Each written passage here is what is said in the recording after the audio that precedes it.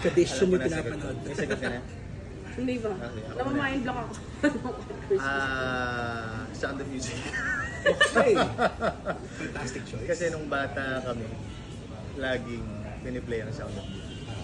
Whether Christmas or New Year. Kasi nga, with singing, it's not even a proper Christmas movie, I think.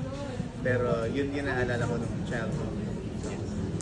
And then, yung lumang Moses. Ten Commandments. Ha? Ten Commandments. Ten Commandments. Prince of Egypt din. Prince of Egypt din?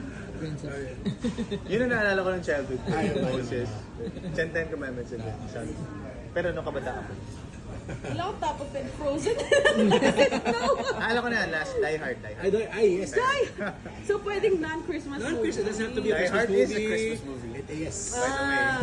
Siguro this is not a Christmas movie, but yung Marvel series, yung movies na yun. Okay. Those series Naka-play of lang movies. buong araw. Yeah. Because I remember, sa family namin, hindi kami masyadong nagbaband masyado together. But we all binged the Marvel Cinematic Universe MCU together. pala. And I remember that nung naabutan siya ng Pasko, na lahat kaming magkakapatid nasa bahay. And pinanood namin, I think yung Infinity War Yeah, part one. nung Noche Buena, nung 24. And I just loved how that film, yung mga bata kong kapatid na nakakulong sa kwarto usually, at ako nasa kusina, it really puts us together in one room.